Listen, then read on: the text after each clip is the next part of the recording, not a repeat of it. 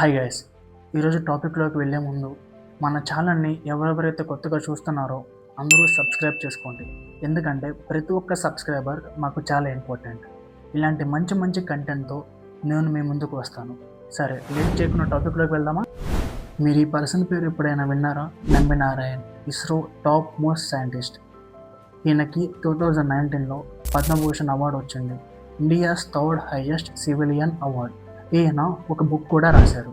2022లో ఈయన మీద ఒక మూవీ కూడా తీశారు. ఆ movie name the Nambi effect, written and directed by Madhavan.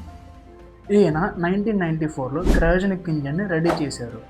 ఆ టైంకి కనుక క్రయోజనిక్ ఇంజన్ రెడీ అయి ఉంటే ఇండియా స్పేస్ లీడర్ అయి ఉండేది. మీ అందరికీ ఒక డౌట్ రావచ్చు, క్రయోజనిక్ ఇంజన్ అంటే ఏంటి అని. క్రయోజనిక్ ఇంజన్ అంటే మీనింగ్ ఎటువంటి కోల్డ్ టెంపరేచర్లో అయినా సరే ఆ ఇంజన్ రన్ అవుతుంది. ఫర్ ఎగ్జాంపుల్, మూన్ మీద చాలా కోల్డ్ ఉంటుంది, అక్కడ ఈ ఇంజన్ రన్ అవ్వాలి అంటే it's possible for only cryogenic. For example, మనకి ఈ డిసెంబర్, జనవరి, ఫిబ్రవరి టైంలో మన బైక్ స్టార్ట్ చేస్తాం, అవి స్టార్ట్ అవ్వవు డ్యూ టు సమ్ కోల్డ్.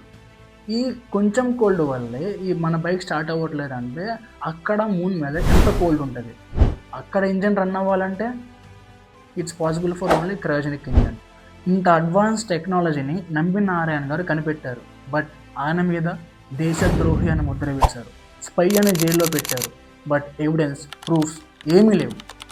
మన దేశం ఎదగడం కొంతమందికి ఇష్టం లేదు, అందుకే ఈ సైంటిస్ట్ కథను ఇక్కడితో ముగించారు. బట్ ఆ తర్వాత సిబిఐ ఈయనకి క్లీన్ షీట్ ఇచ్చింది.